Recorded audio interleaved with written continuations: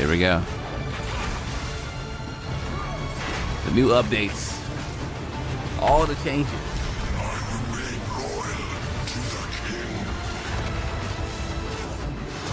I've never really played Expedition League, to be honest. Explore the ocean. Ooh, that was crazy. Hunt like it's your last. Continue the search. See what you can find. Atlas classes? How does that work? That one I haven't looked into at all. Los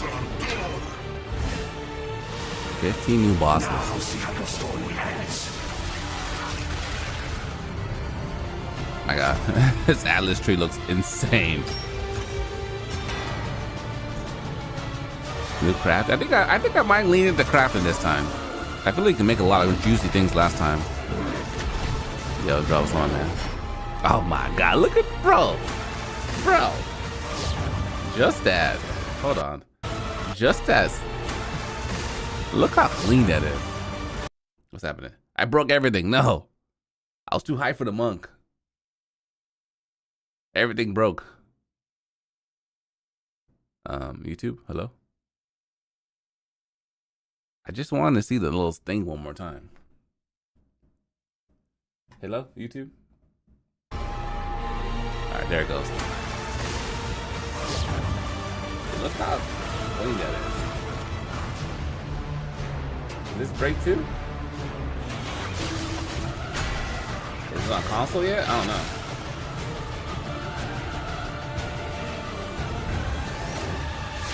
To face us is to face oblivion. Alright. I know, bro. I'm so hyped for the new monk.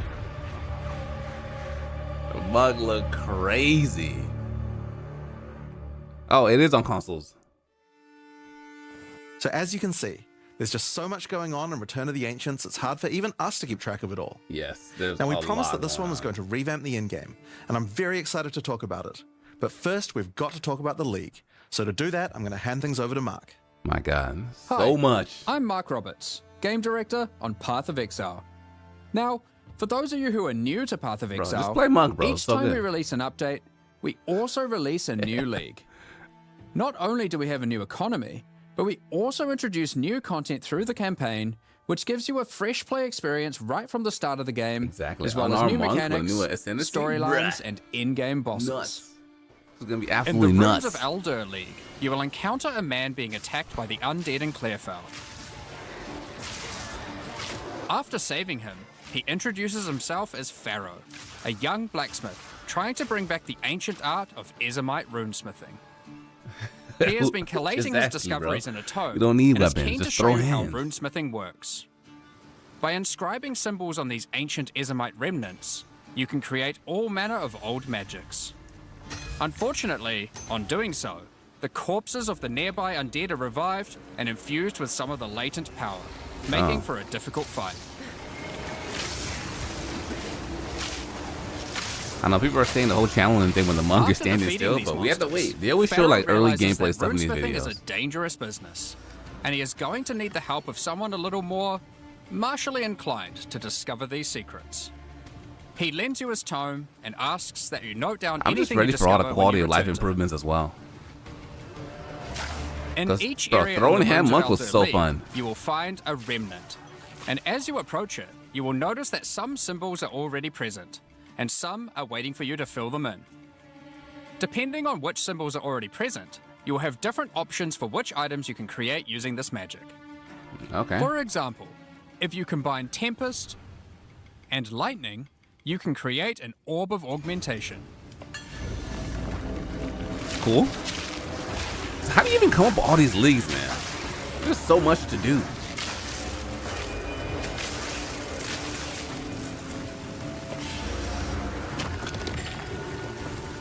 Yeah, this will But be be our careful. big June game. The symbols used to craft the items also empower the monsters around the remnant, who will be revived as undead to fight again with different properties depending on what runes you used.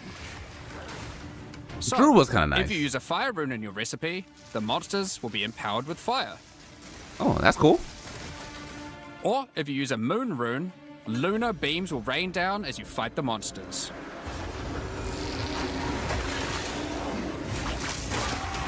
I just feel they do a really good job making you feel like super OP, you know? Make you feel strong.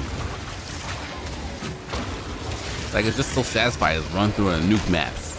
After the fight, break the remnant to receive the item you crafted. As you get higher level, you will start to find remnants with more slots for more runes, allowing you to craft rarer items. Okay. As the number of slots increases though, more waves of monsters will be added, Naturally. Naturally. with each wave being empowered by more and more of the runes.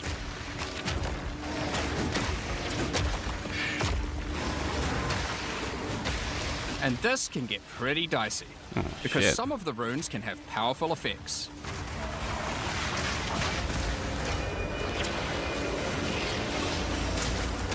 I see.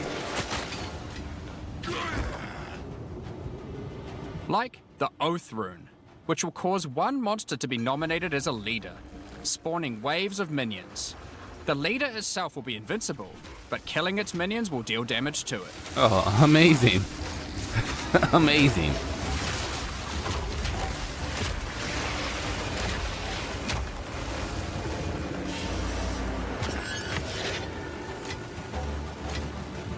Some recipes can get pretty large, requiring 6, 7, or even 8 runes. Oh my god. Those waves would be But crazy. don't worry, you won't have to remember them. Pharaoh's runecrafting book will record all the options, allowing okay. you to simply pick which one you want to craft, good, given the good. existing runes that Please. are already on the remnant. Please. More quality life To improvements. expand your knowledge and to allow Bro, you to uniques craft are so more cool. Bro, tell me about it. I haven't seen any of Pharaoh them has yet. asked that you keep an eye out for signs of runic magic around Rayclaws. What do they do? He wants to document anything you find in order to rediscover the secrets of Ezemite runesmiths of old. The first of these can be found in Ogham, and reveals to you an ancient secret, Okay. buried deep underground. Love my PoE2 videos. The Really runic helpful. magic Hey, thanks for which watching, the bro. Ezemites believe to be their own is actually of Calgary. I'm excited. That's why I always take 2 seasons off, bro. So when I come back, there's like so much new stuff to uncover. Thousands of years ago, the Calgurans came to Rayclaws to find sources of verisium, a metal on which engraved runes allow control over reality. Pharaoh is determined to learn these ancient ways and gain mastery over them. If you can bring him more verisium, he will be able to use it to smith power into any armor, granting you Runic Ward, the Oh, power harnessed by the Calgurans since ancient times. damn. Runic Ward is a new resource that protects you from death. Should you run out of life, your Runic Ward will kick in, Whoa. sustaining your body until your life can return. What? It effectively acts as an extra life pool. Oh my god, that's Of amazing. course, should you take enough damage to run out of that, you will still Wait, die. where is the meter of it? How do I know how much I Every single have? piece of armor in the game can be upgraded this way. Even uniques. Is it just Some are more just a health? strict upgrade, giving Runic Ward with no downside. Others are more extreme, sacrificing defenses to get a much larger amount of Runic Ward. Okay, it adds Runic Ward. There are That's all. even some that add new modifiers to uniques entirely, Oh, making damn. them much more viable for higher level play. Oh my god. Oh my god. It's But too much, the bro. Calgurans use Runic Ward for more than just a defense. It can also be used to power many other magics. Instead of using gems created from corruption, the Calgurans used runes of power and fueled them with Runic Ward. Many of the options available from Remnant crafting are new types of Calguran skills that exclusively spend Runic Ward to wreak havoc. An Bruh. example is Triskelion Cascade. Using Bruh. it will cause your next spell to be triggered multiple times in a Triskelion pattern. Well, that's true. You Hardcore can will be use better it with now. skills like Ice Nova that you cast from yourself, or with something you target at a distance, like Comet. Wait, There so are what's also it's, skills to modify existing effects using it's Runic launching magic, for me? like Frost Flame Nova. Using this skill on a pack of burning enemies will transform the Ignite into Frostfire, both burning them and building up freeze at the same time. Damn. Oh my You god. have basic buffs like Hollow Shell that guards all nearby allies, to more complicated mechanics like the Mark of Repulsion that creates a mark capable of pushing away all nearby enemies. Instead of spending mana, like skill gems do, all these skills cost Runic Ward, and unlike gems, they don't have a color. This Oh. means that they don't care about attribute requirements, or what kind of weapon you use. These Amazing. skills are designed to be used on any class. Oh my and so God. often interact with mechanics that apply across many characters. Oh my goodness. By combining Bro, the different runes together, possibilities. the Kalgurans were able to support their runic abilities, and you can as well. There is also a set of runic supports that can be combined with regular skill gems in interesting ways. Concussive Runes allows you to add these concussive shockwaves to any skill that stuns, Nice. while Runic Infusion lets you spend ward to directly empower the damage on any skill.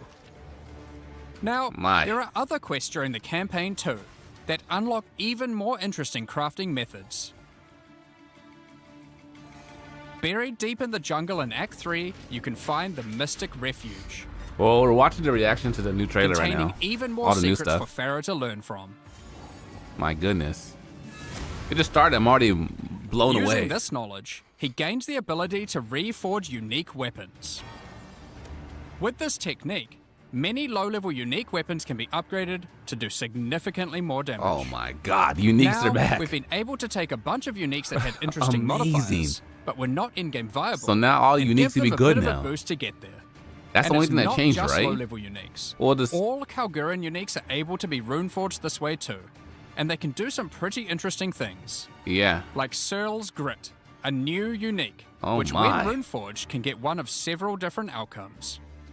Now, there is still so much more that you can craft with remnants. There are also 100 new runes, as well God as damn. many other new crafting currencies. Oh my god. This is the runes of Eldur after all, and some of these runes have quite powerful effects. I got a For new full-time job. This elemental conversion rune will convert all the existing mods on a non-unique weapon from one element to another. Huh? Using it, you could combine a weapon with all 3 elemental damage mods into a single element, making Oh a weapon my with massive amounts of God. cold damage. Oh my goodness. There is also a rune that lets you destroy your rune sockets to turn them into a dual socket on your item. Oh my goodness. And there are even crafting meta runes that can unlock new types of mods when used with regular crafting. For example, this Rune of Chronomancy will unlock a set of time-related mods to be crafted on your boots. What? Once placed inside, use regular crafting orbs to attempt to get new mods like cooldown speed or increased skill effectuation. Oh my god. You can also create a new type of currency called alloys. Using regular metals alloyed with verisium, new modifiers not normally available can be directly crafted onto your items. Using imbued alloy could improve your ailment damage, for example. There are honestly so many options here that unlock Oh all my sorts of crazy God. crafting projects. So I think people will be experimenting with these for a long time. God Once you get to damn. King's March in Act 4, Pharaoh finally meets Danik, Jeez. a real Kalguran runesmith. And riddled with excitement, he wants to learn how to merge modern Kalguran techniques with the ancient knowledge that he has found.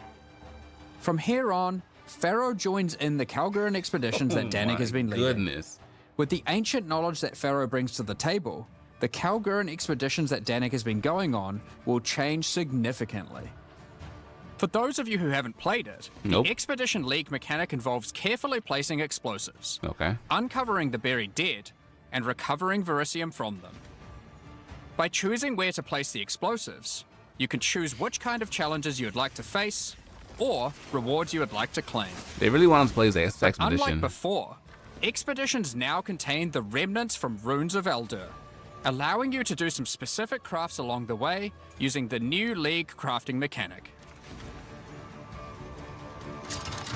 One very important difference from the simple remnant encounters, though, is that the empowerments that the remnants grant apply to every monster down the explosive line for the rest of the encounter, stacking together. Oh my god.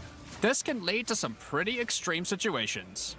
If you Monk stack gets too new many ascendancy remnants, and you Huntress. might be in for a fight beyond your abilities, but the rewards can be very worth it. Each mod on the monster is improving the items that they can drop. Once you get to the endgame, you will find that the Atlas has changed substantially. Yeah. To the south, you will now find the coastline of Rayclast, with the ocean beyond. Kingsmarch has not fared well after the Cataclysm, and lays in ruins. Rog's shop has been destroyed, but he is much more concerned about his wife, Gwenyn. He would like to launch an expedition deep into the ocean to find her. And this begins a new major mechanic for expedition, exploring the ocean. No, I appreciate the tip. I'll do Previously, that. a logbook was a single encounter. Now, using a logbook, you can send ships to explore an area of the ocean to the southeast, uncovering a range of islands to begin your search for Gwenyn. You can hop from island to island, doing many new encounters. There are islands with expeditions, grand expeditions, Grand expedition. new bosses, Well, we got the new monk ascendancy, and so I gotta all try that sorts out. of other unique things to find. We get now the martial artist. Eventually, you will find the island So that definitely Gwenyn has been unarmed. holed up on. Unarmed martial It artist. turns out that she has found the tomb of an ancient Kalguran, Medved. While she appreciates you coming to her rescue, she is still keen to blow open the doors of the vault and take whatever you can find But inside. I'll probably dive in prior. I need a refresher to get back in. It's just a shame that Medved It comes isn't out as the dead as 20th, you previously 29th of this assumed. month.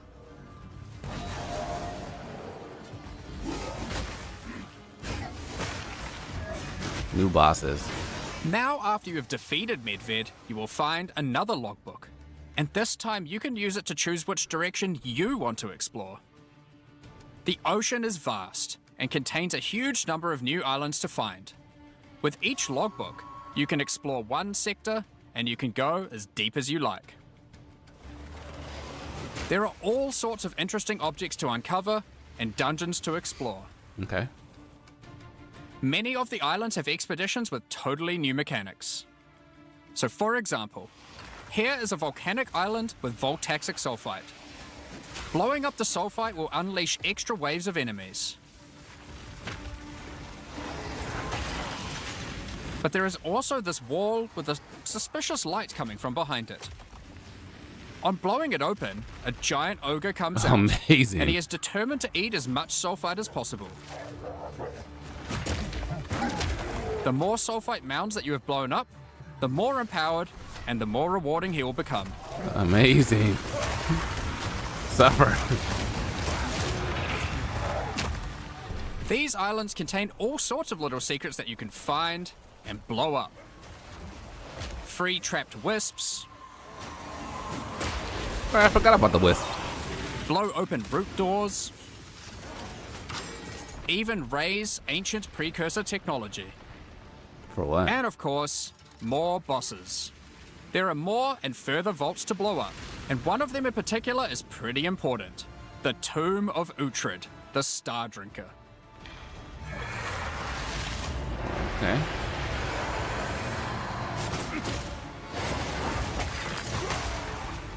Uhtred was responsible for calling down the meteors of Elysium, which the Kalgurans used to power their ancient magic.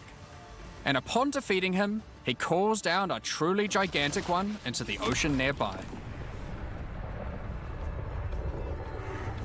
On visiting it, you find that it is shrouded by a strange energy emanating from the Verisium core of the meteor within.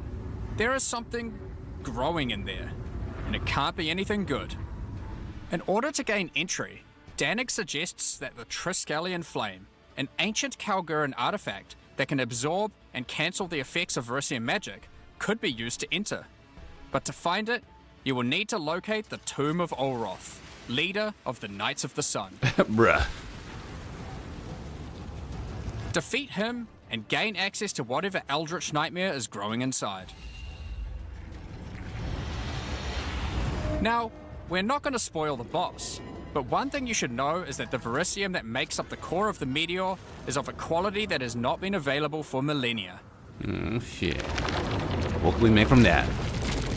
Bringing this to Pharaoh and Danig should allow them to forge some objects of power, the creation of which has been lost to time.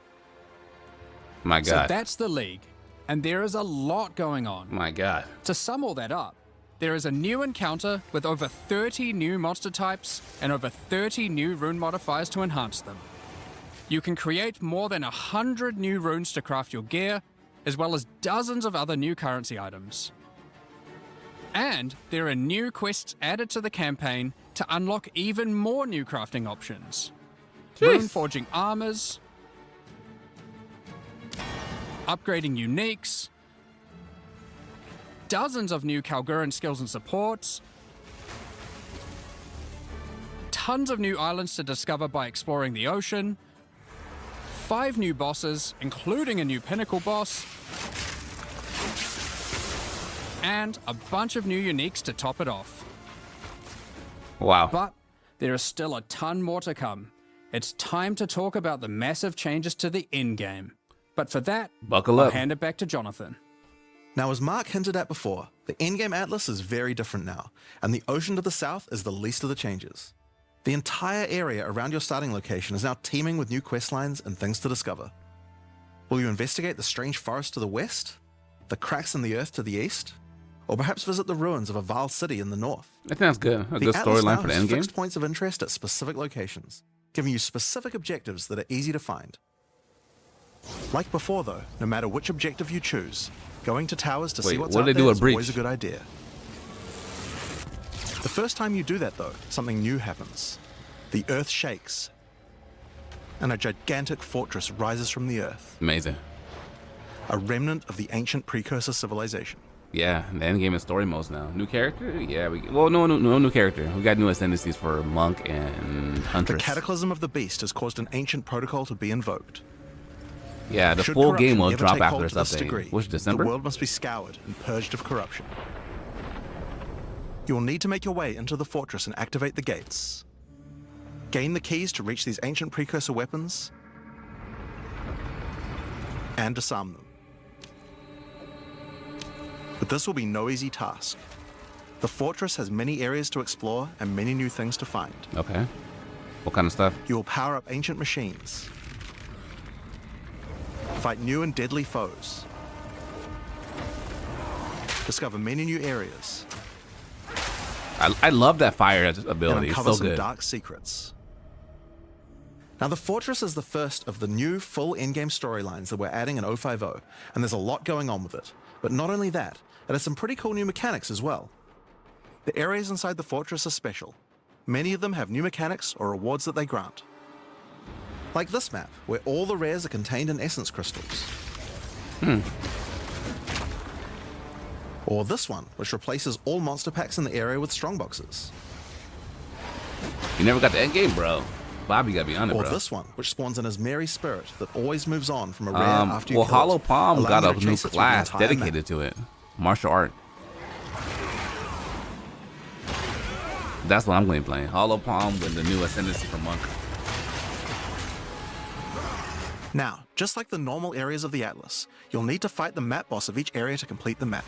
But unlike a normal map, the ones in the fortress each contain precursor Nah, bro. nodes after the boss, and activating these nodes will give you points for the new and improved Atlas passive tree. Oh my goodness.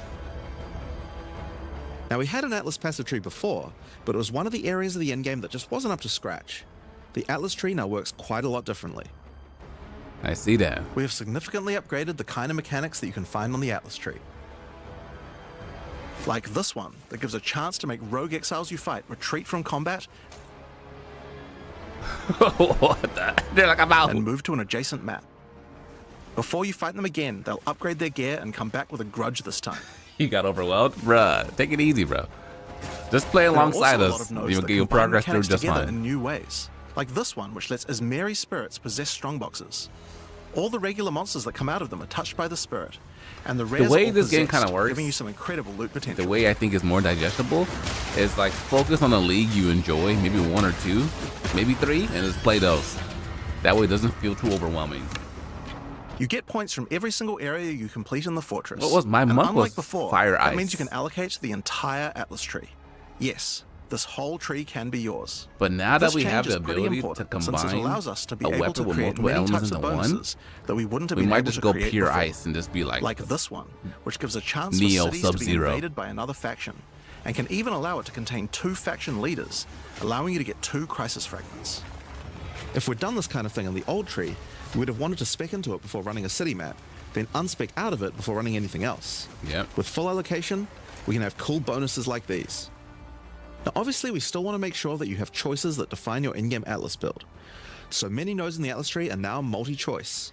Everyone will get the node, but which bonus you choose to use is up to you.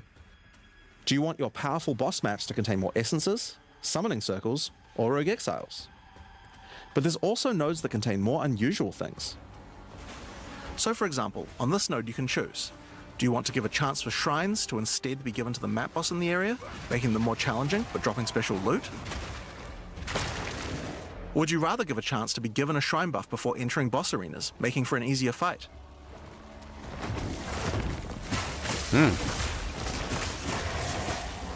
Now, I could probably nerd out about cool stuff in the tree all day, but we should probably get back to the fortress.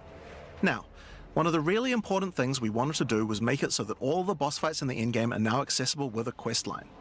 That This means is cool. that to fight the Arbiter of Ash for the first time, you don't need to get lucky by finding keys. They will be in fixed locations and there's a quest to get them. oh, But amazing. the Arbiter of Ash is no longer the pinnacle of Path of Exile 2. For that, you'll need to travel into the very center of the fortress. That means the market broke for those keys though. You can't sell An them with some incredible crazy challenge amount. awaits you should you choose to go there. After the storyline, you still unlock keys for pinnacle bosses in the usual way, exploring the world and finding the keys required to get to them. Okay, just the first We've time it added a seems. lot more interesting things to find out there as well. There are now all sorts of mechanics that can spawn on maps in the wilderness.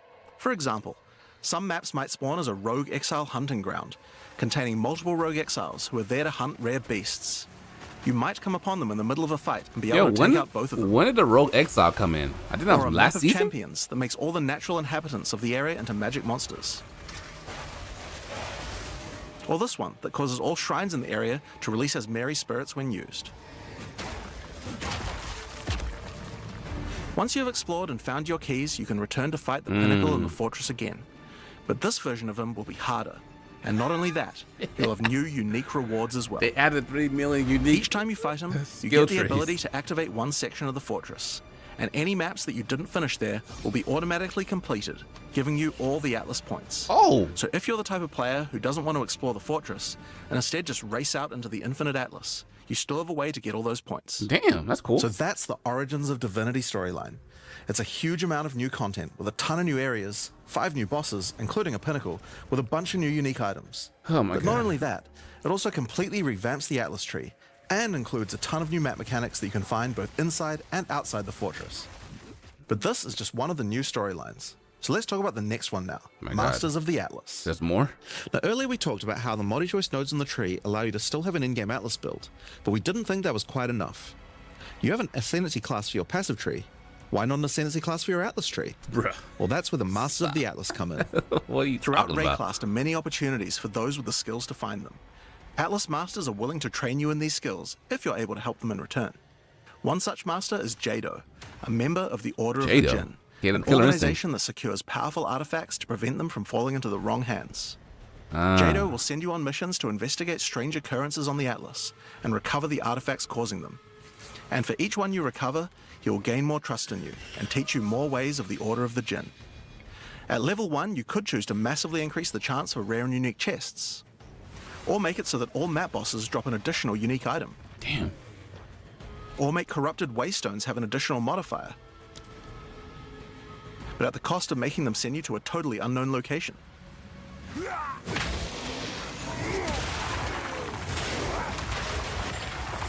Each mission you complete for Jado will unlock another row of abilities and give you another point to allocate, letting you choose how you want to specialize. My God. But there are other masters too. For example, Hilda. Hilda is a member of a guild of monster hunters. She will send you on missions to assassinate specific deadly creatures around Rayclast. Okay, and I'm gonna harvest join their her. A parts. monster hunter? In exchange, she will teach you her monster hunting skills, like this one, which adds a 25% chance to upgrade any map boss to a powerful version. Or this one, which makes Mesmerian spirits no longer possess rare monsters, making them go for the unique bosses in the area instead. You might notice that many of the effects on these are both upsides and downsides. So Hilda, for example, can make it so that you only get one attempt when fighting pinnacle bosses. But in exchange for that, they always drop 2 uniques. Bruh. Because of that, we wanted it to be easy to swap between them depending on what you're doing. As you unlock each master, they will appear on the side of the screen. Simply click whichever one you want to use to run the map, and all the bonuses you have selected for that master will be activated. Bruh. This allows you to have a few different strategies that you can quickly pick between, depending on what you're running at the moment. So you're not just running The one maps thing anymore. that's been pretty obvious is that the in-game leagues we created when launching Early Access in 010 were not really up to the standard of the leagues we did since then. Fate of the Vile and Rise of the Abyssal just have a lot more going on than Delirium or Expedition, for example. We wanted to do a serious upgrade to all of these mechanics before we do our 1.0 release, and so that's what we've done. All 4 of the leagues we launched in Early Access have been upgraded with not only new quest lines, but new mechanics, new crafting systems, new uniques, and new pinnacle bosses. One of the really important changes we made to all the leagues is that you can now find them on the Atlas in specific locations, and each one has a quest line that will lead you there to being able to complete the league, along with its Atlas tree and its pinnacle boss. Oh, so we're all congested. This is true even for the leagues that we didn't do major redesigns to. So let's use Abyss as an example. When you first encounter one in the endgame, you'll get a quest that leads you to the east, where you will find these mega abyss cracks in the earth leading away from the Well of Souls. All the maps along the cracks will contain abysses with special properties, and mapping along these cracks will close the Atlas scale abysses, giving you points for the Abyss Atlas tree. At the end of each Atlas abyss, you'll find an Abyssal Depths, with the boss fight for one of the Abyssal factions, giving you a guaranteed way to fight them. And after completing all 3, you'll get a key for the Well of Souls, allowing you to fight the Vessel of Kulamak. This kind of thing makes an in-game league so much more friendly for new players, giving people obvious goals and a guided experience to complete them.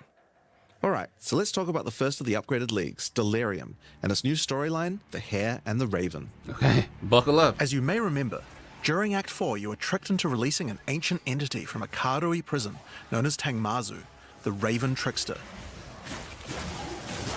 Tangmazu delights in breaking the minds of those who step through his mirrors, and when touching one, he will attempt to destroy your mind with twisted abominations generated from your worst fears. Okay.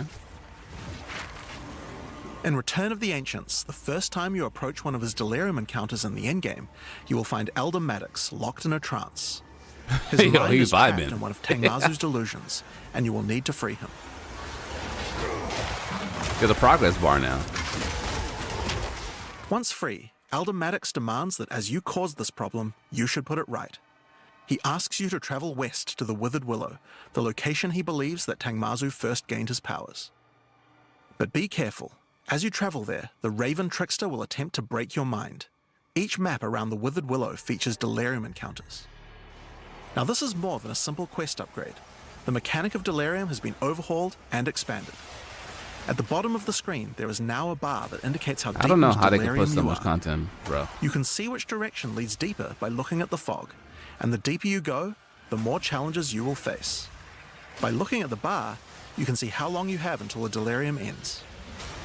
And you can also see special encounters that you will face if you're able to go deep enough into the fog. At the end of the bar is always the boss of the map, but we now have a variety of other encounters that you might find as you explore the horrors of your own mind. For example, you might encounter a purple mirror shard that when shattered will cause all the enemies to become more nightmarish. After hitting this, you'll notice the Delirium demons are enhanced, significantly more powerful, larger, and scarier in general, along with Amazing. more rewards.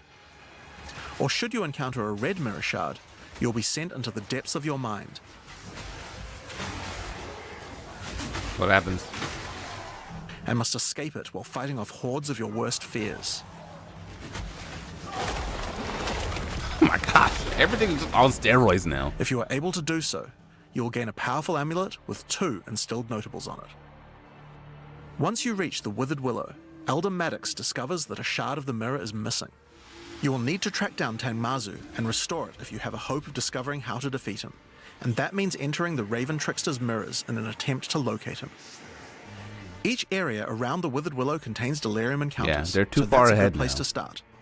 Before anyone As tries you to do keep Delirium, up, they've some already of the jumped special like encounters 10 will drop levels. liquid emotions. Normally these emotions can be used to instill amulets to add notable passive buffs to them. But in Return of the Ancients, emotions have a new function as well. Each one now has the ability to add crafted mods to jewels, allowing you to add specific mods to an item slot that can be quite difficult to roll. For example, Liquid Despair will allow you to add critical hit chance, while Liquid Suffering will allow you to add movement speed or Air of Effect to your jewels. But there are many more. My Once God. you've done enough Delirium Yo, encounters, the the builds are gonna be location of a Grand crazy. Mirror, an entrance into Tangmazu's realm is revealed. But it won't be that simple to enter. Using his powers, he reflects the map boss for a ridiculous empowered fight, then destroys the entrance into his realm of madness. Absolutely crazy. In order to find him now, you'll need to let the insanity fully into your mind. A strange fruit is left behind which you can consume to fully embrace the madness in an attempt to reach the Raven Trickster's realm.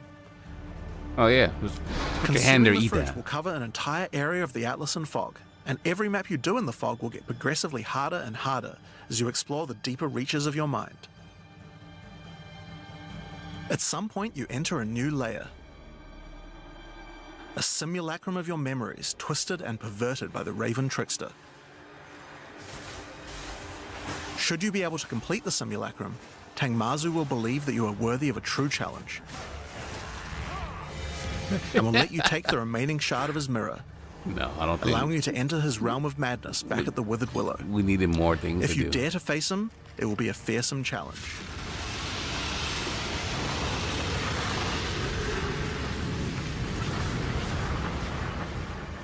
So, Oh my that's the new God. storyline of Delirium.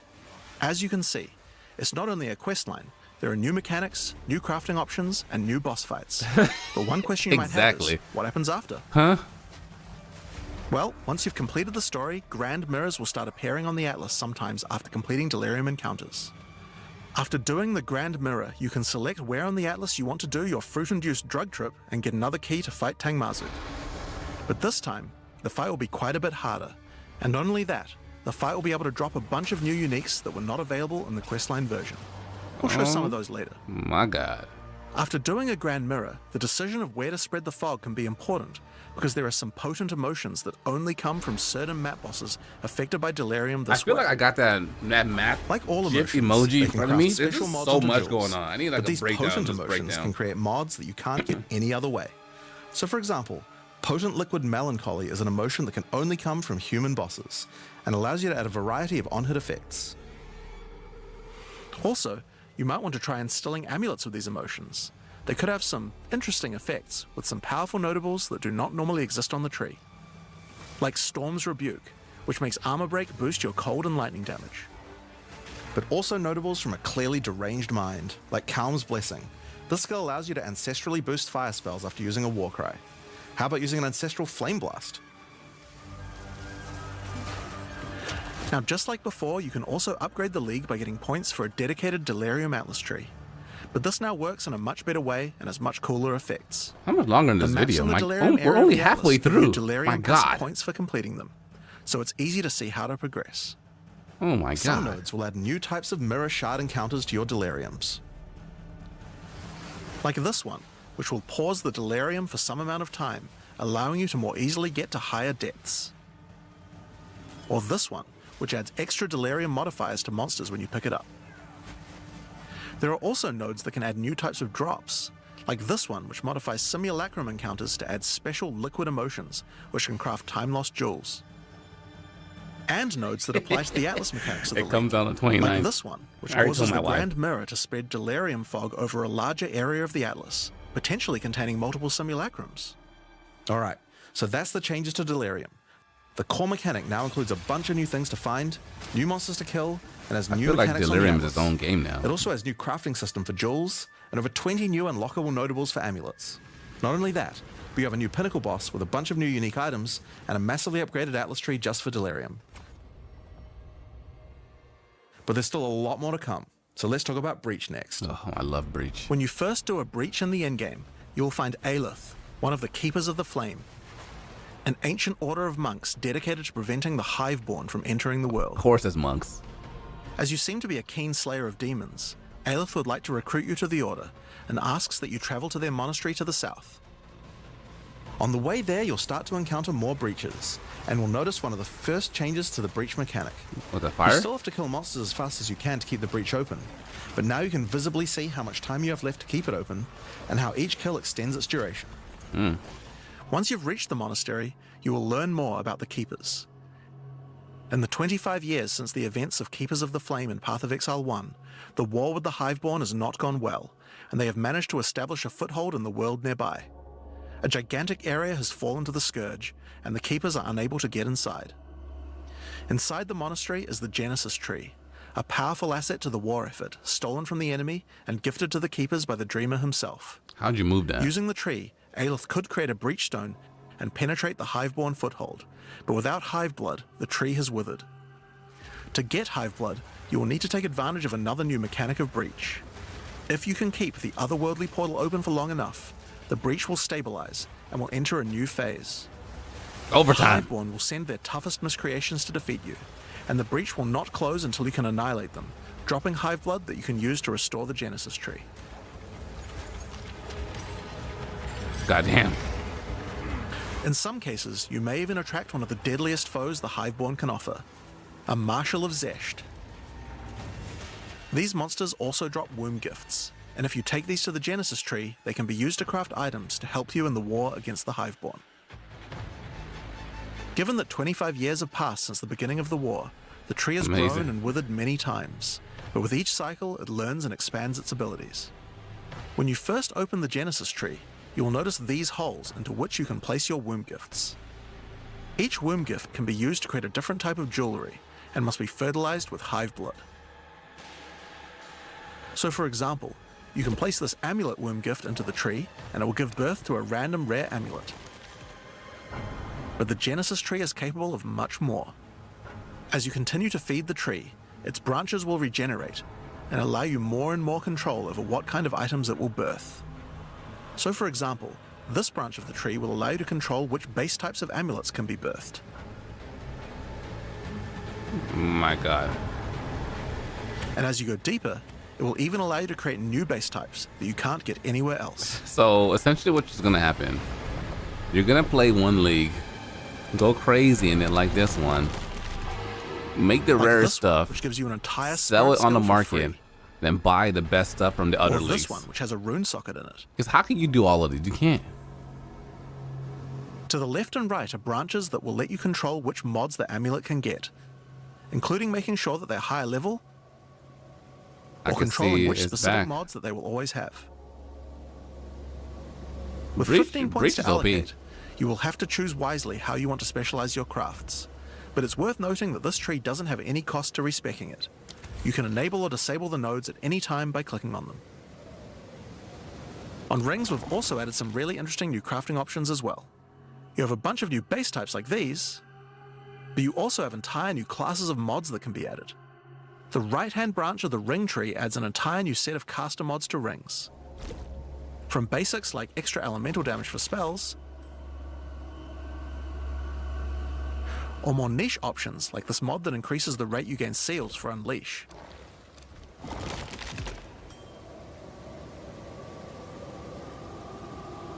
And on the left-hand side, you can unlock an entire new set of mods for minion characters. This stuff is actually pretty important, because casters and minion builds didn't have as many slots with interesting item crafting compared to attack builds. The Genesis tree narrows that gap. There are also trees for belts and currency. I won't go over them too much here, but there are all sorts of goodies in these too, like being able to create new catalysts for jewels, or a belt that gives lightning damage. Nice. Once you've done enough breach encounters, you may finally get a womb gift capable of birthing a breach stone. Let's go fight the boy And you now. can then use it on the Hiveborn incursion.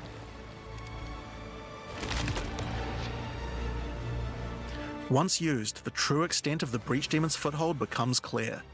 They have not only transformed the land, but constructed huge sky hives as well. When you enter the outskirts of their realm, you will discover breach hives. Using the power of the Keepers of the Flame, these otherworldly structures can be burned away when walking through them. But for each one destroyed, more of the Hiveborn will attack when you attempt to purge the hive. Bruh. Bruh. These encounters are particularly rewarding for womb gifts, so you'll want to do as many of these as you can. But your real goal are the sky hives deeper into the domain. These twisted creations are securing the demon's entry into our world. Inside the very center are the Breach Lords Tool and Ash, and you'll need to defeat them if you want to get rid of the foothold once and for all.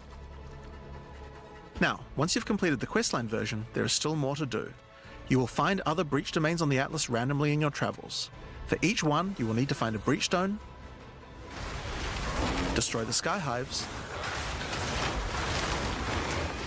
and defeat the That breach thing lords. said wave 12 of 24. And doing these encounters is what will give you access to fight Zesht, the existing Breach Pinnacle boss, which you can access by communing with the Dreamer himself inside the monastery. Nice. 1.0 is in December. While completing the questline for Breach, you will also be gaining points for the Breach Atlas tree, and there are a lot of cool new options here. This node will cause Breach hives to spawn outside of the Hiveborn domains on the Atlas. And this one will give Aelith additional abilities that you can use while attacking a hive. Like this one, which causes all Hiveborn in the next wave to be magic, drastically increasing their difficulty in exchange for way more items. There are also nodes that allow you to control your rewards, like this one, which adds a set of new lineage supports to the Marshal of Zesht. Bro, I still can't believe they still gotta add the Or swords. this one, which lets you control Like which Duelist womb and gifts all you the will get. others. Yeah, this is for PoE too.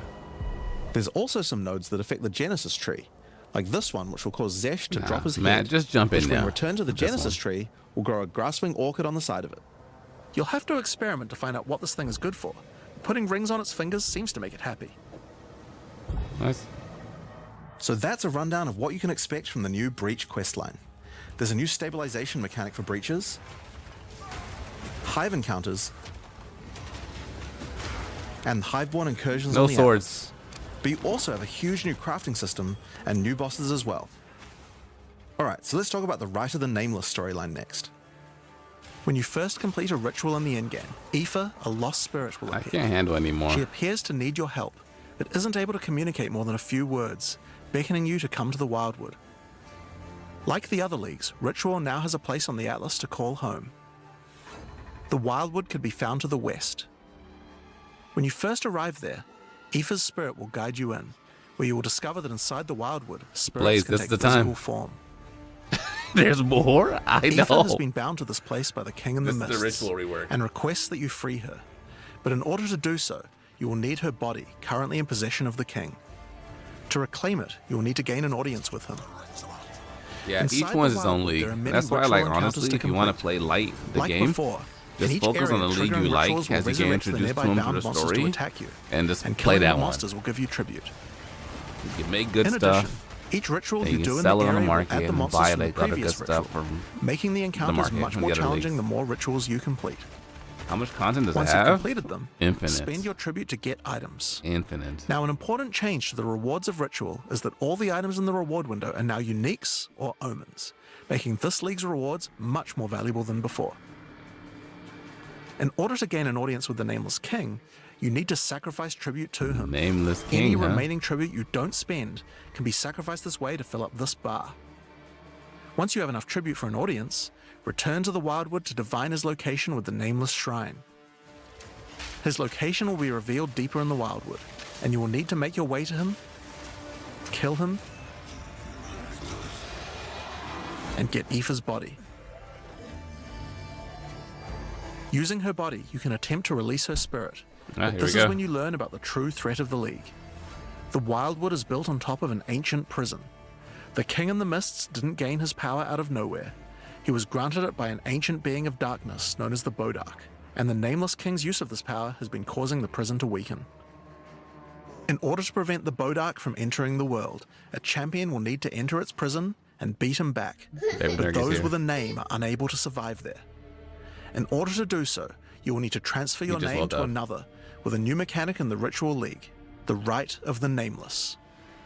The Rite will begin in a nearby forest. At first, it appears to be a regular ritual encounter, but that will soon change. The final ritual of the area will include the map boss. Just and defeating so him much. will give you a piece of the effigy onto which you will transfer your name. But the ritual is still not complete.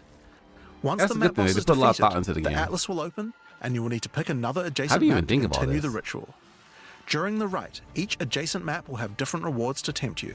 And honestly, So how for is this guy example, remembering all if you these go in things this of the direction, game? you My get God. significantly more tribute.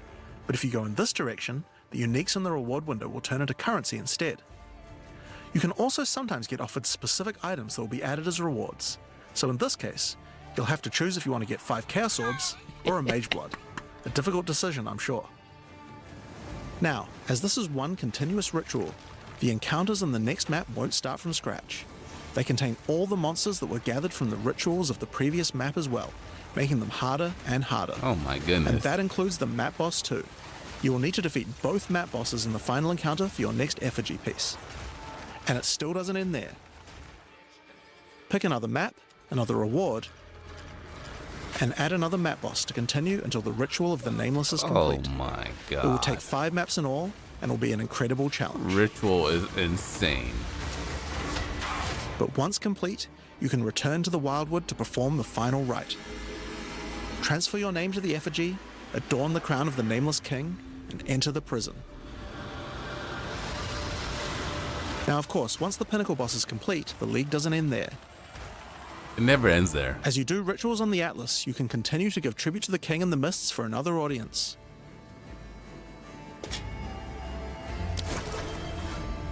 Pick another forest to begin the Rite of the Nameless once more, and this time with a harder Pinnacle boss and new unique items to find. Of course, we've also significantly upgraded the Ritual Atlas tree. Get points by completing maps in the Wildwood, and you'll be able to unlock some pretty cool nodes. Some of them affect the Rite of the Nameless, like this one, which extends its duration. You thought fighting 5 map bosses at once was hard? How about 6? Information overload? I know, Or I this feel one, it. which makes maps during the Rite have more reward mods, often having 2. You also have nodes that allow things to combine with other content, like this one, which gives a chance for rituals to be created inside summoning circles, adding a random boss to the ritual encounter. There is even a node which adds a new type of possible ritual, the Audience with the Queen, which causes the Bride of the King to sometimes appear. Okay, Oh, dude, so right? that's ritual. But let's have a look at what this means for endgame content as a whole for Path of Exile 2. When you include the expedition changes made by the League, we have a total of 5 new endgame storylines, each of which has a hub, crafting systems, areas to explore, NPCs, and a pinnacle boss as a capstone. Not to mention the Masters of the Atlas storyline as well. But more importantly, you now have immediate quests as soon as you arrive at the endgame, and goals with obvious progressions that you can see how to finish. Each endgame questline has a progress bar that you can pop out from the side of the Atlas screen at any time. Yeah, they really want to that help shows people you how far through you guide are, them. and buttons that will take you to the hubs for them. This game needs a guide. Overall, it's just a way better endgame experience with a significant number of fun objectives to complete. But just in case you didn't have enough goals, we did have one other thing that you might want to complete this league. No. These are called challenge leagues after all. Where are all the challenges? Well, players of Path of Exile 1 will be used to the fact that each league comes with a series of challenges that you can complete in order to prove that you are indeed the best. We haven't done these yet in Path of Exile 2, but it's time to change that. If you're able to complete them, you'll No earn pieces samurai, of the Knight bro. of They do a Elder armor samurai set. class? Oh my Opening God. the challenge screen will show you a series of 8 challenges. After completing each one, anyone in chat or in the forums will be able to see your prowess. Nice. Flexing In the addition, homies. you'll get a statue to put in your hideout showing anyone you trade with how many challenges You you've know, completed. and you're right. This is all You'll a earn the free first update piece of the too. armor set after doing 2 challenges, and the full armor set after No, there's no completing all samurai 8. class. So that covers all the content you'll encounter Bro, in there Return of the was? My Ancients. God. But what about some new tools to fight The against these closer new we have is pinnacles with? duelist. Well, we also have some new ascendancy classes as well. But to introduce them, I'll hand you guys back to Mark. As Jonathan said, Okay, this is where we things have get- 2 new get classes to show spicy. you today. The Spirit Walker and the Martial Artist. Let's start with the Huntress's new class, the Spirit Walker. The Spirit Walker has developed an affinity with the How was Asmerian Huntress? animal spirits. She is able to infuse the power of multiple spirits at her choosing. On the bottom part of the class, you will find paths for each wisp you would like to commune with, be they primal, vivid, or wild. Each one can give you different abilities that align with the stag, owl, or bear.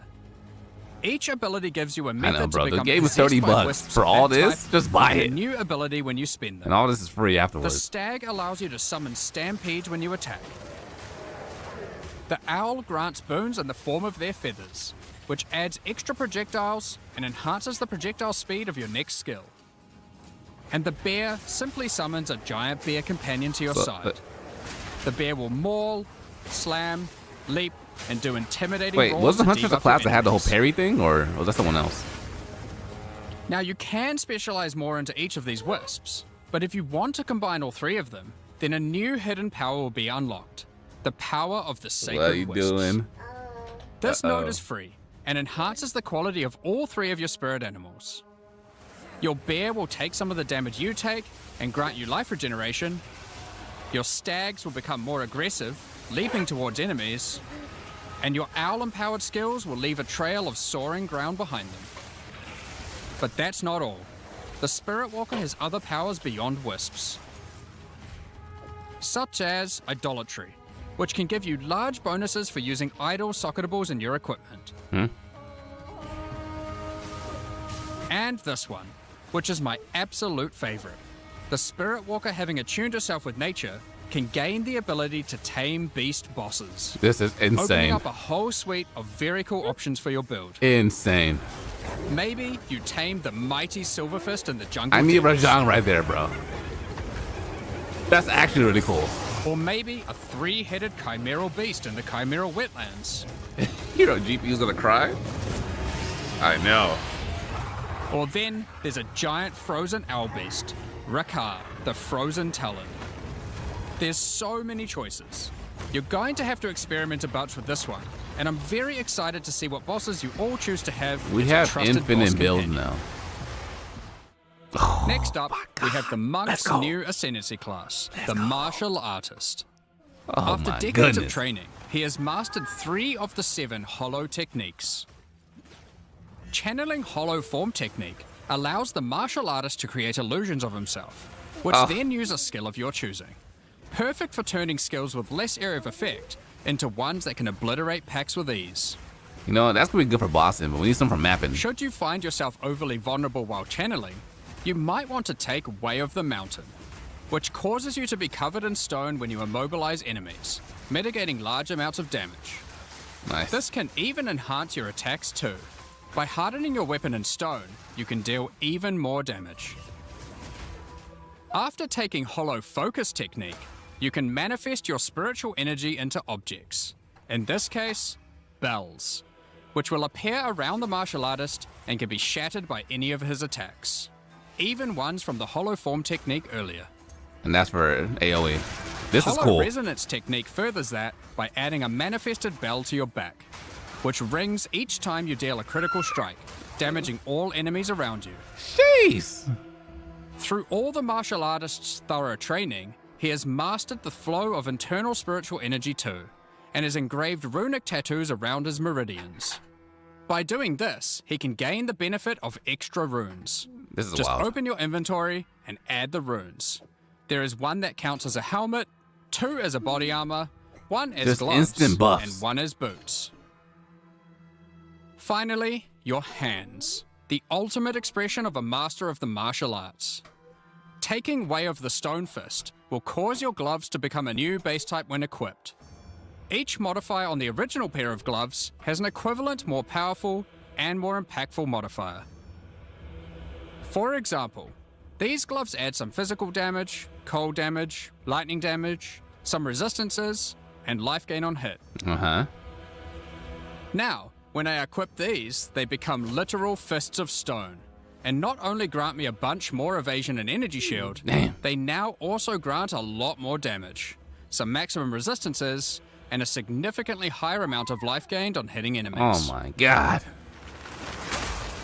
With Yo, all the different that'd be rune a combinations you could do, and the different modifiers on gloves, there's a ton of different build options, and we're looking forward to seeing what you can come up with.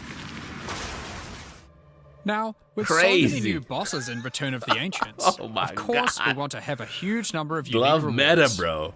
There are some pretty cool things in here, so we wanted to show you a few of them. Stop.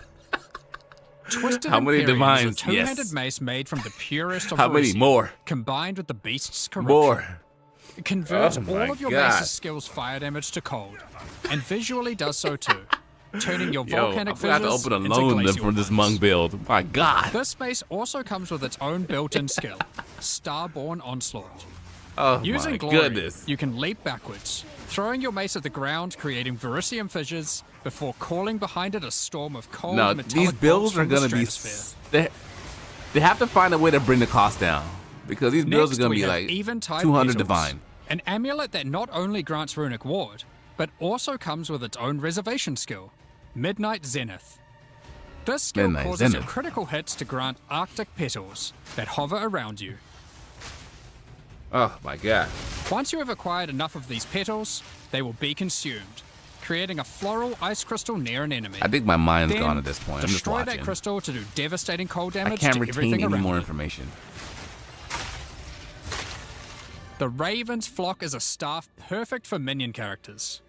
Not only does it grant spirit reservation efficiency and minion damage, it also allows your minions to inflict grueling madness on hit, slowing enemies and making all other slows on them more powerful You like for that? maximum crowd control. That's not where this item shines though.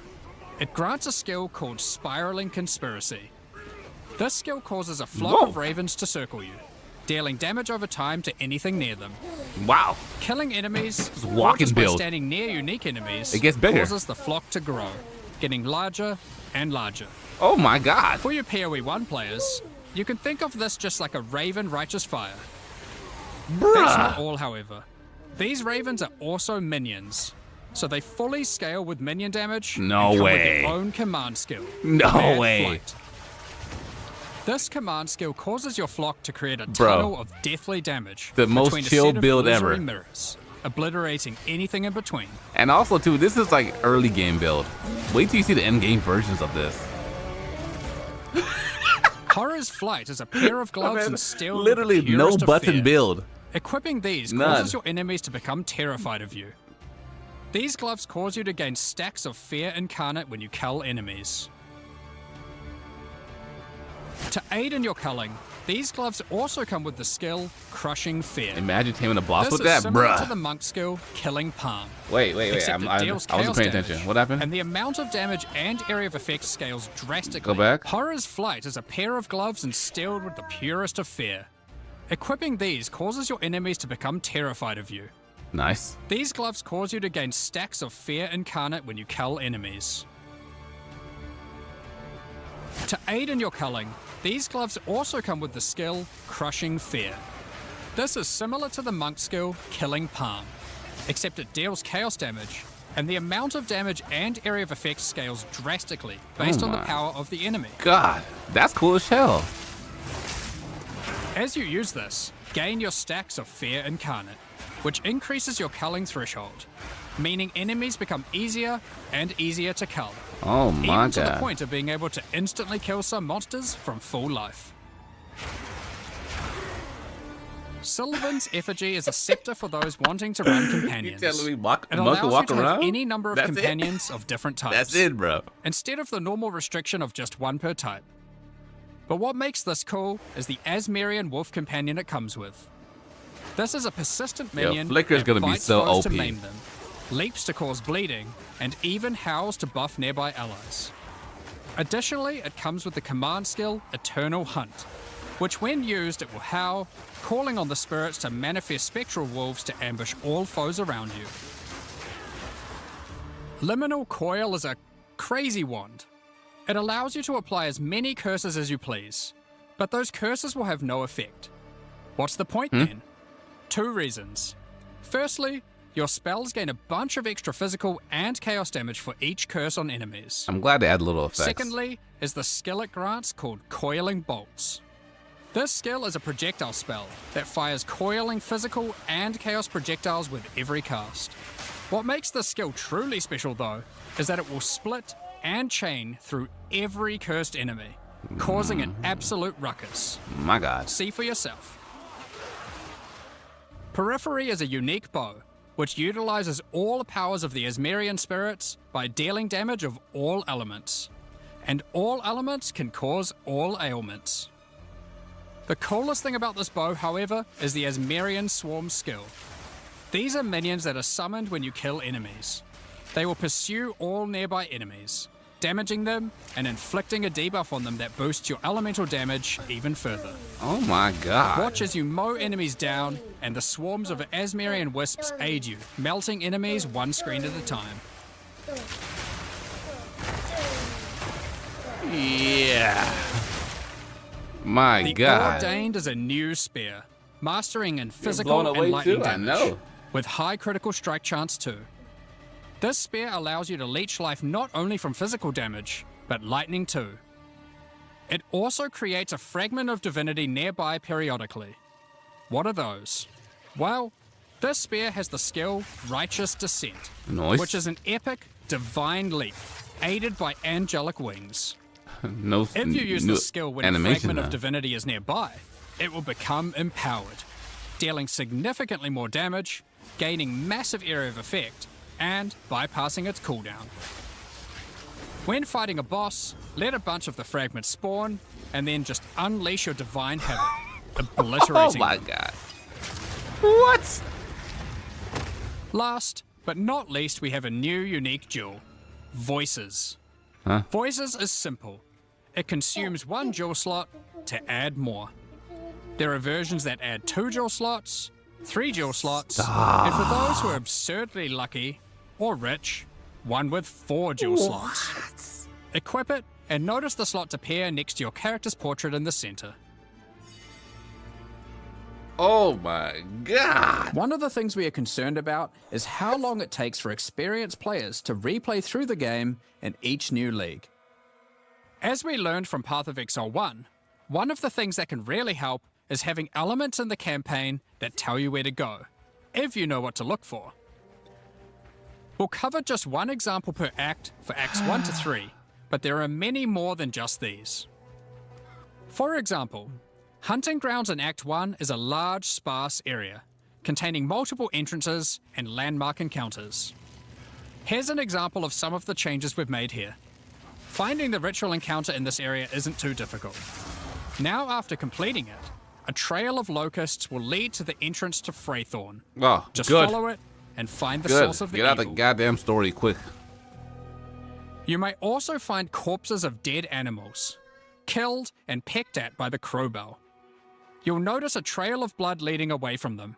Follow the trail and it will lead directly to the boss. Oh, thank god. We even put a signpost on the road to tell you which way to go to find Ogham Village. Amazing. In Act 2, Give me in my the yellow Mastodon paint. Badlands, I've done it enough times. You need to find the Lightless Caverns and track down the Abyssal. Now to make this quicker, in the level you'll find these cracks. Just follow them, and it will take you right to their lair, allowing you to find and unlock the Well of Souls. In Act 3, the jungle areas have camps of explorers to sell you items. However, they are now even more useful. By talking to the explorers, they will point towards the next area. Not only God. that, but it will also reveal it on the minimap, She's like, so you can "That know way." exactly where to go. Hallelujah. These are just some examples. We plan to do more and more of these over time in order to streamline the experience. Thank god. Now, as this is an endgame expansion, it makes sense that we would work on Atlas QOL. We've added a search box that updates live as you type. Have a specific map you want to run? Now they will be much easier to find. If there are multiple maps, hitting enter will move you from map to map. Now, making a character build in Path of Exile 2 can be pretty complex. Where should I And go? instead There. of designing a build yourself, many players enjoy following online build guides. Oh yeah. We have a pretty awesome community that has built many tools over the years for designing builds, Yep. but we wanted to improve the experience of following them. So, we are introducing a new build guide system directly into the game client. Amazing. Here's how it works. Community creators who write build guides can now create a new file format, a build file. Once downloaded, the builds appear in the in-game client, and selecting one will show you everything you need to know to make that build. so you can see all the passives you need to allocate, ascendancy points you need to take, Wait, how do I download? How do I skill export it? gems you need to equip, and recommendations for all the support gems you need to use as well. Wow, that's amazing. For items, the build designer can specify which uniques to use in each slot, or if needed, just add some notes to the item Amazing. slot to say what kind of item you need. Good. People can In stop fact, asking me to make those build creators goddamn can add website notes things. to just about any of these areas, allowing them to explain different trade-offs in context, or just give more info about how these things should be used. They can also give level ranges to each element, allowing recommendations to change over time. Great for builds that need to respec after they reach a certain level. Now, all of this is written in a standardized build format that Auto-import a creators game can like use. And we imagine that a lot of community build tools will be updated to add support for this format. Amazing. Now that we have trade market searching built into the in-game client, we have added the ability to price check items you can find more easily. Please. Control-Alt-clicking an item will now search for it on the trade market, showing you the current prices. Oh my For rare god. items, it's handy to exclude some mods. So we Hallelujah. added the ability to enable and disable each mod so you can see what effect each one has on the price. So good. So good. Next up, we're going to be talking about the new supporter All packs right, it's for over. Return Supporter of the pack was Ancients. the last thing. Today, we're launching two new God. series of supporter packs, the Blood Reaver and Divinity packs. Each tier contains the pack's full face value in has a points, W. alongside several exclusive Amazing. microtransactions. Amazing. As always, the microtransactions in these packs are purely cosmetic and do not affect your character's power or progression in any Yo, way. I'm about to buy these supporter packs, bro. They The deserve Blood it. Reaver My god. series of supporter packs contains 6 exclusive microtransactions. I'm buying Let it. blood fuel your bloodshed. The Exsanguinator weapon effect draws the blood of enemies you've Whatever. slain I'm buying all of them, and bro. You funnels guys it into deserve your it. God weapons. damn. Turn the appearance of your endurance, frenzy, and power charges into orbiting globules of blood with the Blood Reaver charges. All right, it's kind of While your dark. charges are active, these blood orbs will grow in size when you absorb more blood from nearby enemies. There are options to have pure blood charges, or charges that still display which kind of charge they are at their core. A taste for blood doesn't negate a taste for style. The Elite Blood Reaver armor features crimson leathers and golden accents to set yourself apart from uncivilized leeches. It also features a back attachment, fashioned out of the wing of a colossal bat. Alongside every Blood Reaver is their trusted gargoyle pet.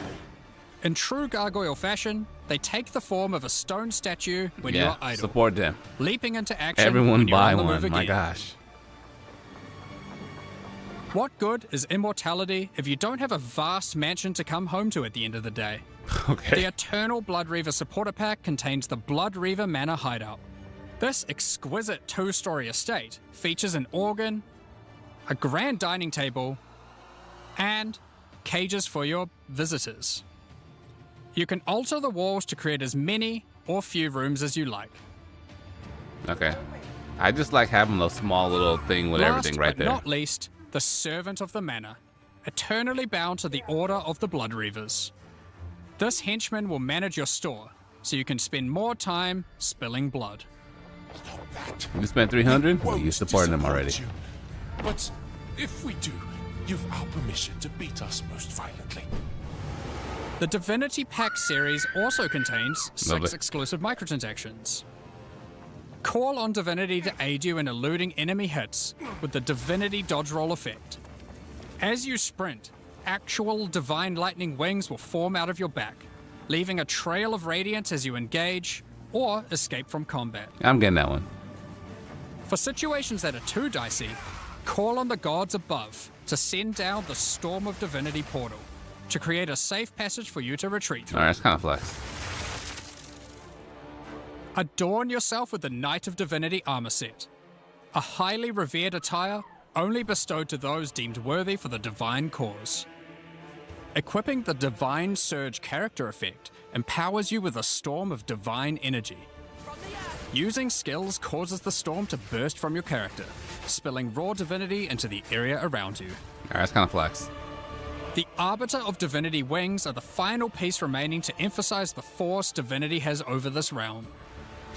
Now, bro, This it's so ancient good. precursor Deep, machine was deep, found so locked good, away though. in a highly guarded This game vault. does an amazing job Its making you original feel like purpose is unclear, stupid OP, but it has which been is great. altered to fuel your maps using the pure, everlasting Extremely divinity satisfying. within the statue. The pillars surrounding represent how many portals you have left for your map. This map device also tracks your progress as you complete the new Origins of Divinity storyline, added this expansion. Additionally, all And the builds are microtransactions from the endless. supporter You can do packs anything will you be want. made It's available for absolutely use insane. in Path of Exile 1.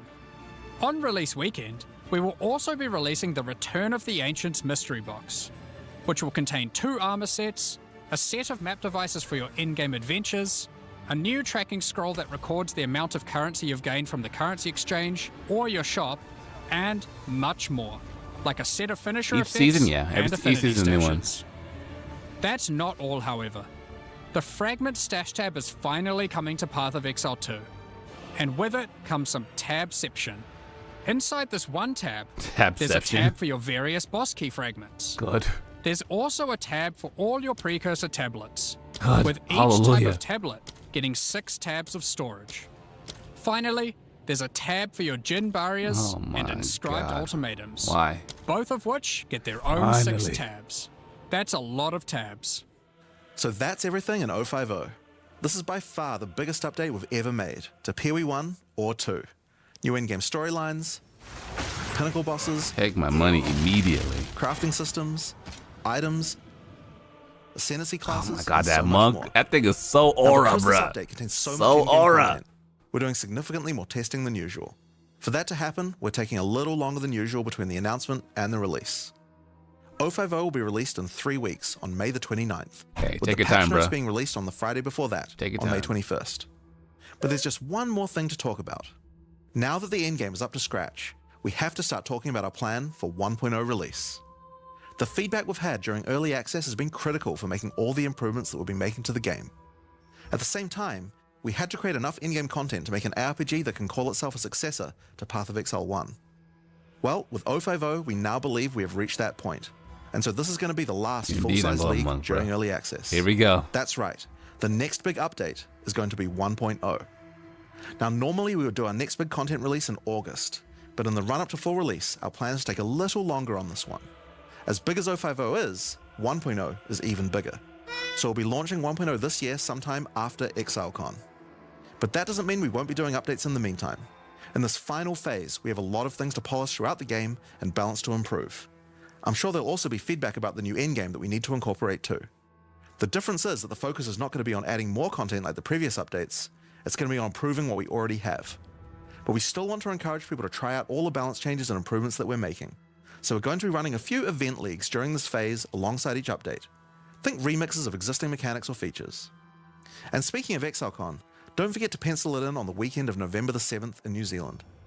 ExileCon is a gathering of our players, and a chance for us to showcase everything we'll be working on for both Path of Exile 1 and 2. And this one will be particularly important for us, since we finally get to unveil some of the coolest content that we've been working on for a while now with Act 5 and 6. Tickets for the in-person event are currently sold out, but don't worry, all the announcements and talks are going to be streamed online for all of you to watch.